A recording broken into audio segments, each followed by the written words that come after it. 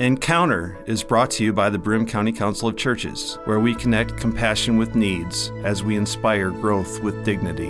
You'll find us in special places throughout the community.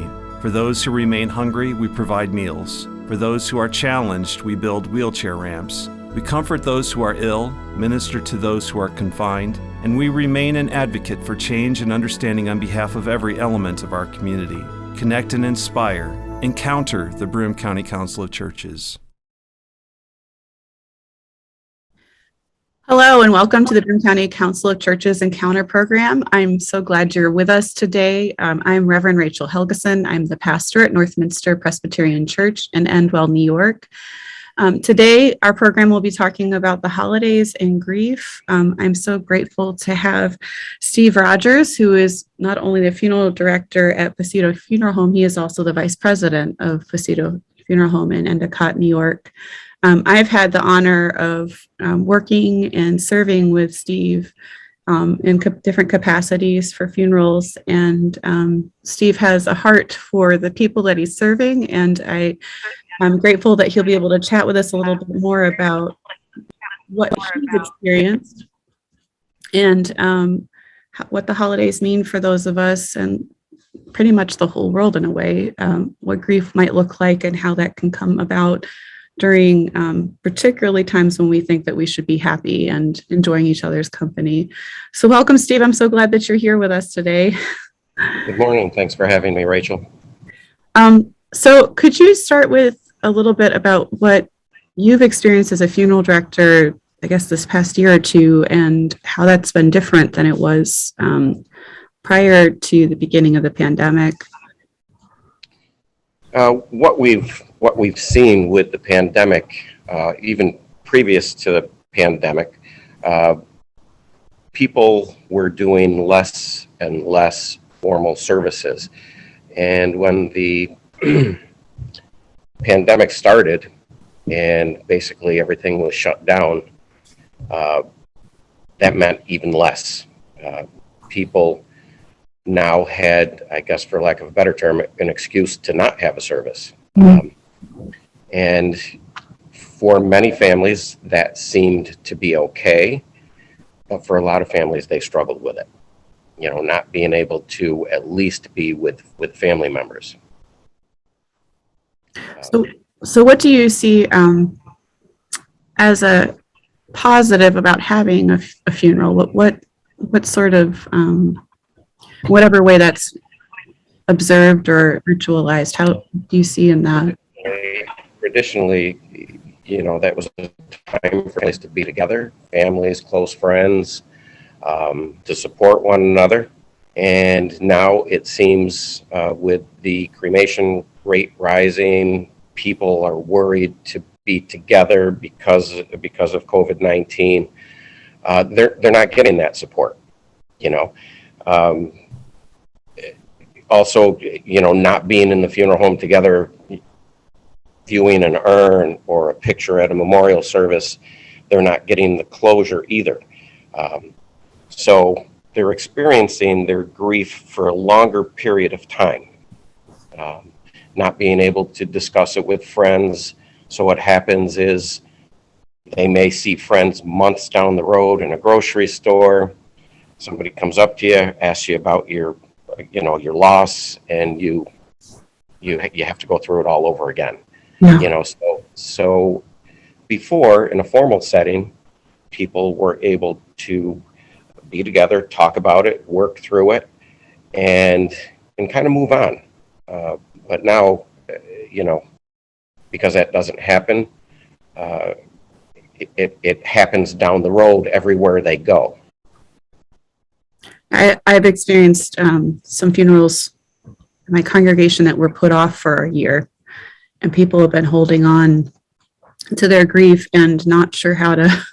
At that point, we're almost like, do we really need this service? But when they came together, they still found themselves finally being able to talk to folks who knew and loved their loved one and were able to celebrate their life. And in my tradition, it would be Presbyterian. But I've heard that from other clergy and folks who lead funerals that they've seen that as well. It's been very tricky time.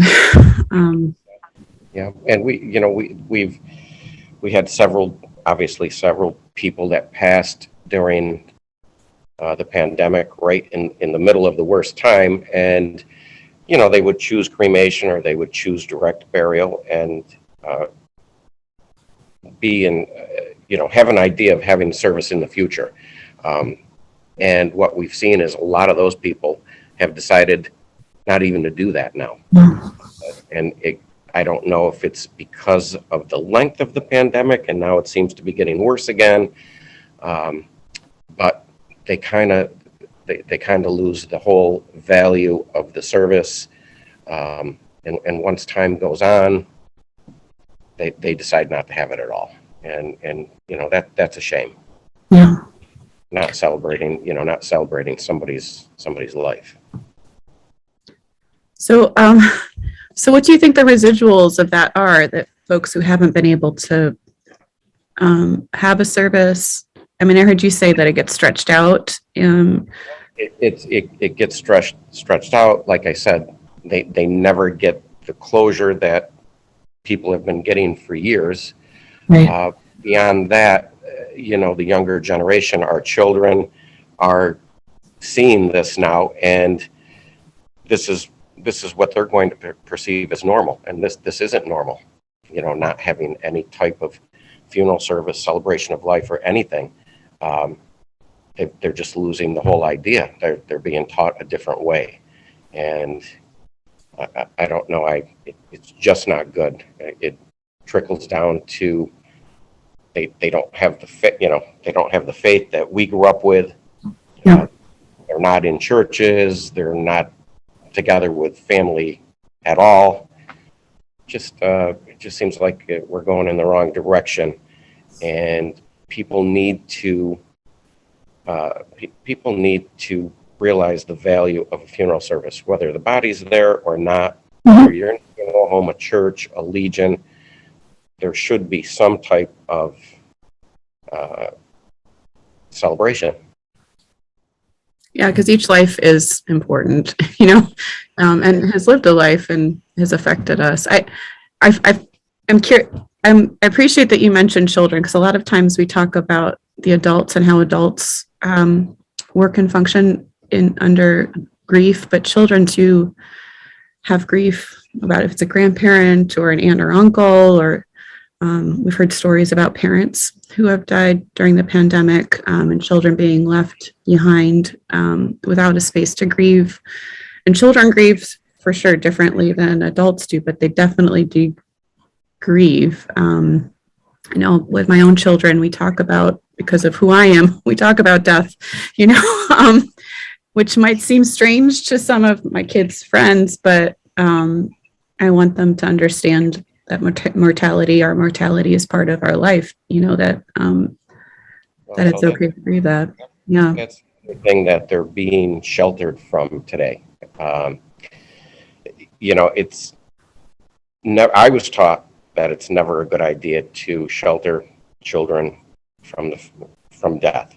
We see it all the time. People will come into the funeral home, they'll leave the small kids in the back.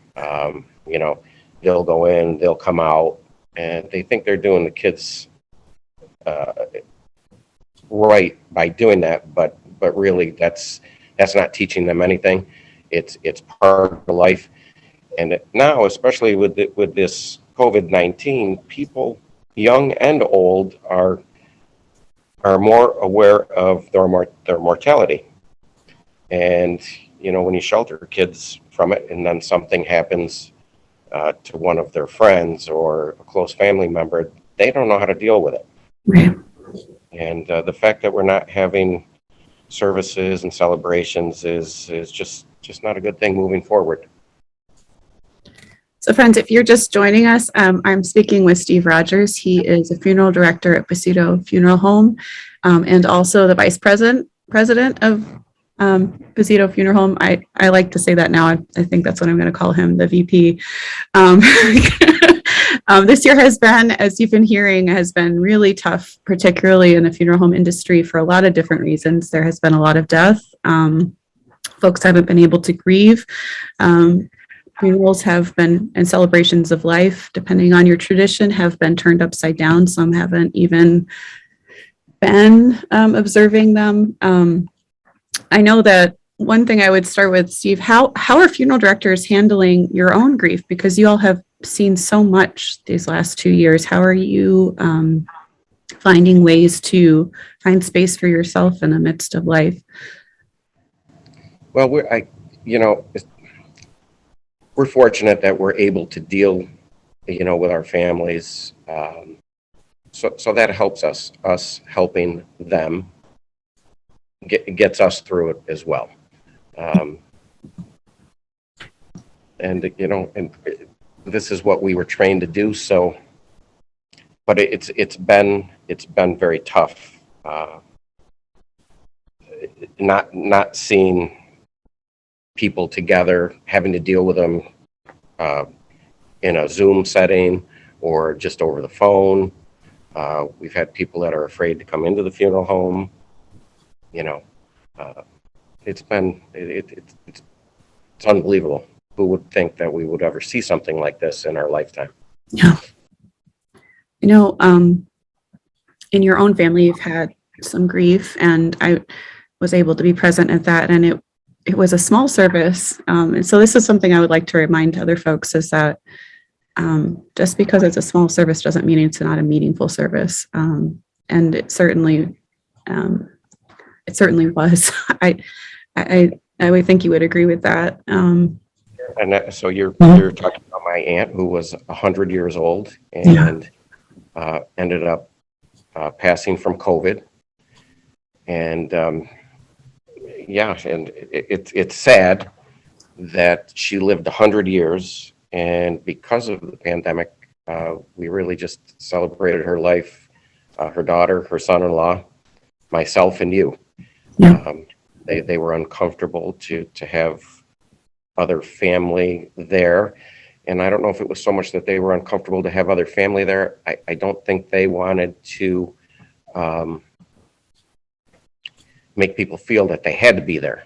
They were just respecting other people's wishes of maybe not wanting to be, in a gathering. Yeah. So yeah, that was tough. And obviously many families are going through that now. Yeah. So, in a season when it's the holidays, that's usually when things start to ramp up. We always think that we need to be happy, that we need to be doing things, that we have our family traditions. Each of us have our own family traditions that we do. And we try to emulate that, but then we find ourselves, all of a sudden sad. I've heard people say that, like, I didn't realize I'd be so sad, or someone who was always there to do that tradition is now not there, or a friend that you used to bump into isn't there. Do you have any suggestions for folks who find their grief bubbling up during this time when they find this parallel emotional thing going on? Yeah, so obviously, when the holidays roll around and, there's an empty seat where grandma or grandpa's sad, or a brother or a sister, a mother or father, it's tough. That's tough. And it never gets better. But here again, being together and supporting one another is what's important. And I know that in most families, most people's loved ones would want them to continue with the traditions and the celebrations like they always have. It's part of life, and just need to learn to go on. But those first few holidays are tough, and then people that die right during the holiday makes it even worse. Yeah. Just about supporting one another. Yeah, I know that. Yeah, that's a really good point, that finding ways to support one another during the holidays. And I would maybe add to finding rituals that they could add to their traditions. Maybe I know I've seen a lot of funeral homes who have had memorial Christmas ornaments, or something, a light that they can put in their house. Or I know in my congregation, we've celebrated All Saints Day in November, and we lit a candle for every person in our congregation and friends of our congregation to remember them. So that was a way for some folks, and at least I know at Northminster, I heard a lot of feedback about how folks didn't realize how much they needed that, because they had a picture up and we mentioned their name and honored them, and that they're part of the cloud of witnesses. So that's something you could bring home, light a candle with your family and remember your loved one. And the other thing during the holiday is to talk about that person. You think you're supposed to be happy at the holidays, so maybe people will be a little skeptical about talking about a lost loved one, but actually talking about it would help everyone involved. Yeah. Right. I know around the communities too, there are sometimes blue Christmas services, or I know that Enwell Methodist does one. Northminster does one. I know it because of the pastor there, but we have one coming up on the 19th at 3 p.m. in the afternoon. And I think I'm sure there are others in the community if you look online to find blue Christmas services or remembrance type rituals in different communities of faith that might help folks be able to have another space to grieve and to remember and to acknowledge their loved one. I know in the Catholic tradition, you can light candles in the sanctuary. Am I accurate about that? Yeah. Yeah. So, yeah, finding little rituals in our daily life is just as important as having that big ritual. I think that I hope that folks can come back to, because you're right, Steve, that not having space and time to just dedicate a day to your loved one and remember them and to cry and laugh and go through those emotions with other folks who knew and loved them is really difficult.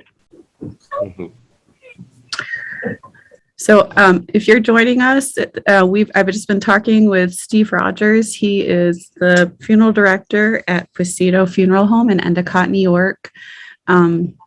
Steve and I have had opportunities from personal experience, but also through community loved ones to be able to do funerals together. And this has been certainly a strange time. I don't like using the word unprecedented because now we're on year 2, and it's starting, when we start to get into 2 years, we start to make a precedence. And so as you've heard Steve talk about, I'd encourage you, if you have a loved one that has died, whether that's a friend, a family member, someone that you love, make time to make the ritual. It's important. If you haven't had some sort of celebration of life or funeral or memorial service, find a way to do that. Funeral directors are really good at it. So if you can't figure that one out, that's what they're trained to do, and they can help guide you through that process. Whether there is a urn there, a body there, or it's just a candle with a picture, there are ways to honor your loved one and do that. And during this holiday season, whatever rituals that you do provide during your regular season, we encourage you to find space to talk about your loved ones, to continue the traditions that you've done, and to know that your love doesn't stop with death. That's not how that works. I know for Christians, we consider that just the next step. In whatever faith tradition you come from, we hope that you will turn to your faith community as well to be able to express what you need, whether it's lighting candles in a service, whether it's going to a Blue Christmas service, or finding space in your synagogues or temples, or out in nature, if that's where your space is, to be able to find where God, the Holy One, a higher power, is in the middle of where you are, and know that death is part of life. And as Steve aptly pointed out, we don't talk as much about that, but I think we have all come to a place that we understand that that's is definitely part of life. And funeral directors know that probably better than any of us, wouldn't you say, Steve? The death is certainly part of life. And, Pastor, one of the things that's affecting rituals and celebrations of life and funeral services is not only the pandemic, but the inflationary period that we are experiencing right now. It's definitely hurting a lot of folks. And funerals, people equate funerals as being expensive to have. And certainly there are expensive funerals, but there's also inexpensive funerals. So we really encourage people to, pre-planning is one way to come in, talk about it, and be honest, talk about what you want to spend, what you don't want to spend. We can set up services anywhere. It doesn't have to be in a funeral home. It would be nice that they're in churches, but they can be in clubs, restaurants, parks. The important thing is, to pick out a service that's affordable for your family, and to at least have some sort of service or celebration. Yes, absolutely. That's a good reminder. And if you're having trouble figuring out what that would look like, or you haven't even imagined it, go talk to a funeral director and they will guide you through the process, and won't. I know that it seems scary, but they will honor that because they want to honor the life in your life or your loved one's life in a way that is meaningful without allowing you to still be able to grieve. So know that is a possibility. And so I would also, from a pastoral standpoint, recommend, if there's certain songs that you loved or stories that you want included in the service, to write that down. If you have a faith community, you could put it at the faith community and have it in a drawer somewhere, or put it at the funeral home so that they have it, so they can call, if you have a faith community, the leader, which funeral directors do quite often with me. And I always appreciate it because it gives another glint of what that person's life and what's important to them. So mostly we want to say blessings to you during this holiday season. Happy Advent, Happy Christmas, Merry Christmas. For those of you who are Jewish, I know that Hanukkah's over, but blessings on your holiday season and all of the holidays that I am probably missing, but know that we are holding you up and that God is with you in this time, in this season. And as I said earlier, I'm going to put another plug in for it, but my church does have an open community service for Blue Christmas on December 19th. We're in Endwell, across from Maine Endwell High School, who just won the state championship in football, if you don't know who they are. Sorry, Endicott, we wish you did too. But there are other ways to create ritual, and we hope that you will do that. So thanks be to God for you. Thanks be to God for you, Steve. And I'm so glad you were able to join me today in this conversation. I really appreciate it. Well, thank you, Pastor. Thanks for having me. Take care, everyone.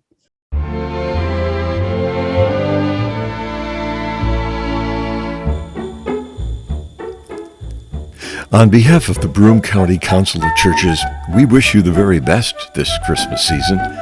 With Advent candles glowing and Christmas candles being readied for Christmas Eve services, light grows and hopes rise, and peace promises to calm even anxious lives.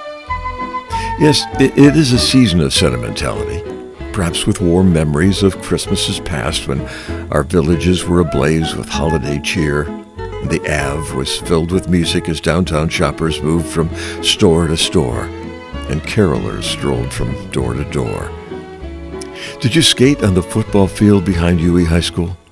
Or some neighborhood pond, hockey sticks in hand? Remember family Christmases and the cookies and special meals, concerts at school, the youth group selling Christmas trees and rehearsing pageants at church. And those are some of my memories. But the celebration of the incarnation of God's love is way too cosmic to fit into the pages of our personal scrapbooks of the past. Here we are in the present moment, and Christ will be born in the midst of a family waiting patiently in line at a Chow food pantry. Christ will be born in the heart of a prisoner unable to make bail. Christ will be born in the waning spirit of a hospital patient facing anxious weeks of recuperation. Christ will come again into a home once alive with children awaiting St. Nick, but now empty except for one dependent on someone else to give her a ride to shop for her beloved grandkids' gifts. Here's another amazing thing. Jesus isn't present only in our best wishes or in our imaginations, but in our best efforts to serve one another in His name, in His Spirit. Look at those who build ramps for neighbors whose mobility is limited, whose hands draw the designs and wield the hammers and saws, whose hands the carpenter is still at work.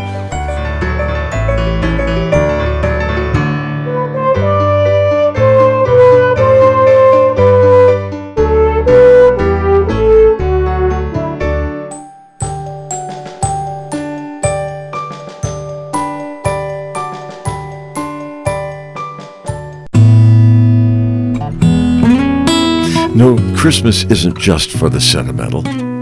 God's love is born and reborn among the courageous and the anxious, among the worrying and the wondering, amid the jailed and the set free, in the circles of the committed and the doubters, the elders and the preschoolers, the visionaries and the voiceless. Christ is born in Bethlehem and Binghamton, in Mexico City and Moscow, and Lagos City, and Limerick, in yearning hearts and troubled souls, to immigrants and mansion dwellers. You watch.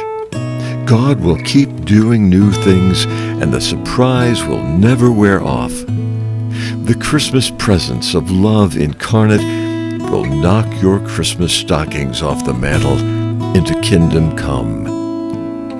And so, again, from the Broome County Council of Churches, from your encounter hosts, Rachel and Joe and Mark and Jeff, Merry Christmas to you and those whom you love and those who love you. Please join us in working toward peace on earth among all whom God blesses with grace and fills with joy.